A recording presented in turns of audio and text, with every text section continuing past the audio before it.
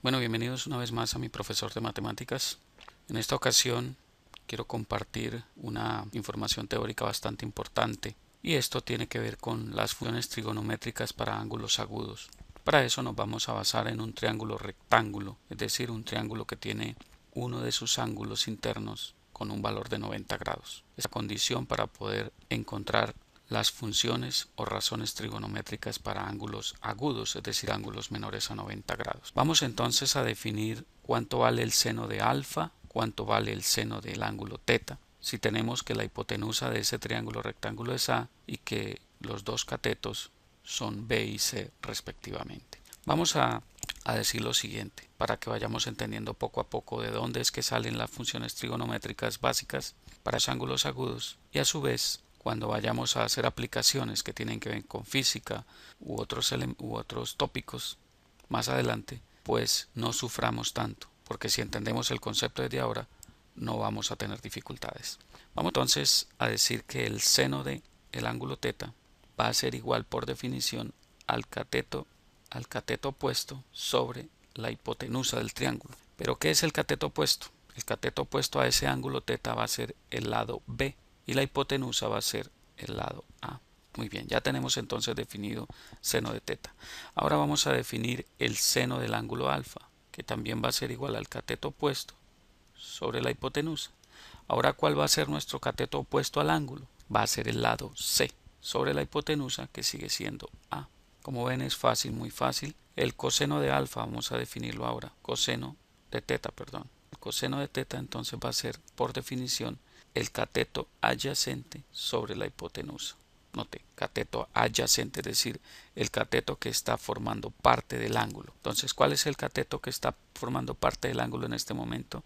Del ángulo teta es C sobre la hipotenusa, que es A. Y vamos a definir entonces coseno de alfa para aclarar un poco más la situación. Vamos a decir que es cateto adyacente sobre la hipotenusa. ¿Cuál es el cateto adyacente al ángulo alfa? Entonces el cateto adyacente al ángulo alfa en este caso, o que está formando parte de ese ángulo alfa, es B sobre la hipotenusa, que es A. Entonces note algo interesante aquí. El seno de teta va a ser igual al coseno de alfa, ¿sí? Porque es B sobre A, B sobre A. Y el coseno de teta, que es C sobre A, es el seno de alfa, C sobre A. Note que hay cierta correlación. Esto nos va a ayudar más adelante a entender por qué, por ejemplo, el seno de 37 grados va a ser igual al coseno de 53 grados, o por qué el seno de 30 grados va a ser igual al coseno de 60 grados.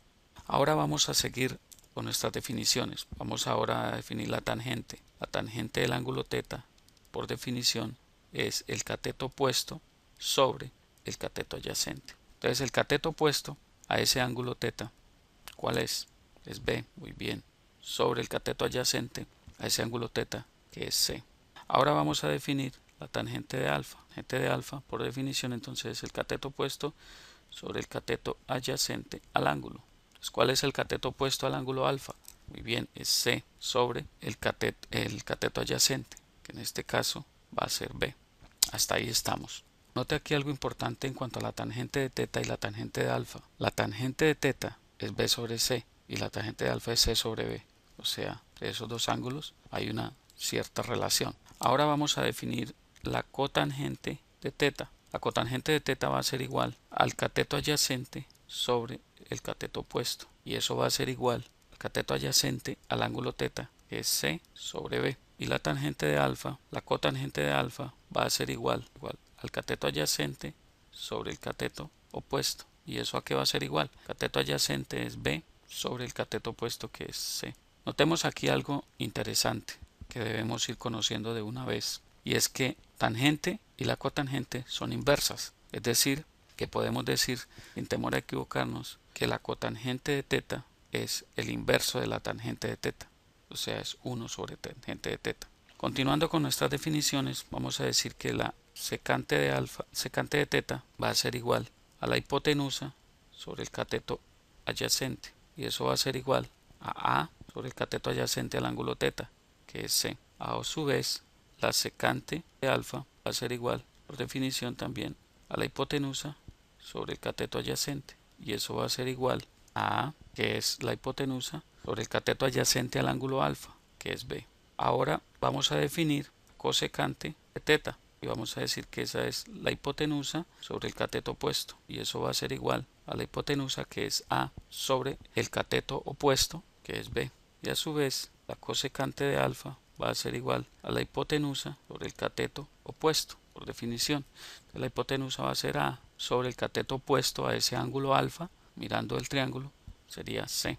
De todo esto que acabamos de analizar se desprenden unas identidades trigonométricas básicas, que son relaciones entre ellas mismas. Entonces, ¿cuáles son? Entonces decimos que seno de teta va a ser igual a 1 sobre la cosecante de teta, o a su vez que la cosecante de teta va a ser igual a 1 sobre el seno de teta. Eso lo pueden comprobar usted en las relaciones que acabamos de mencionar arriba. Seno de teta, por ejemplo, seno de teta es B sobre A, cosecante de teta es A sobre B, es el inverso. Ahora, cosecante de teta es A sobre B, 1 sobre el seno de teta es sobre B.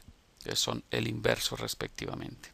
A su vez, el coseno de teta es igual a 1 sobre la secante de teta, que nos lleva a pensar que la secante de teta va a ser igual a 1 sobre el coseno de teta. Igual esas relaciones se cumplen para seno de alfa, coseno de alfa, secante y cosecante de alfa. Es la misma relación. Y finalmente, tangente de teta va a ser igual a 1 sobre la cotangente de teta. O lo que es igual, cotangente de teta va a ser igual al inverso de la tangente de teta. Como ven, es fácil, muy fácil, estas relaciones o funciones trigonométricas básicas para ángulos agudos.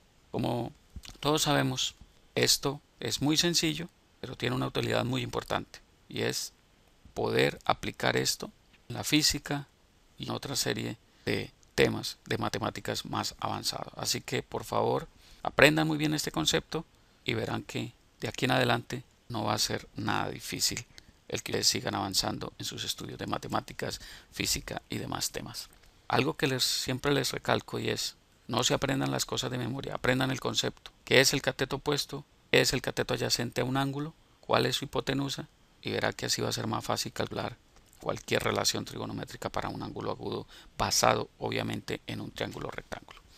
Bien, esto ha sido todo por ahora. Me alegra mucho poder compartir esta información con ustedes. Espero les haya quedado claro. Revisen el video cuantas veces sea necesario y espero verlos pronto por aquí. Les habló Hernán Puente de www.profesordematematikas.com.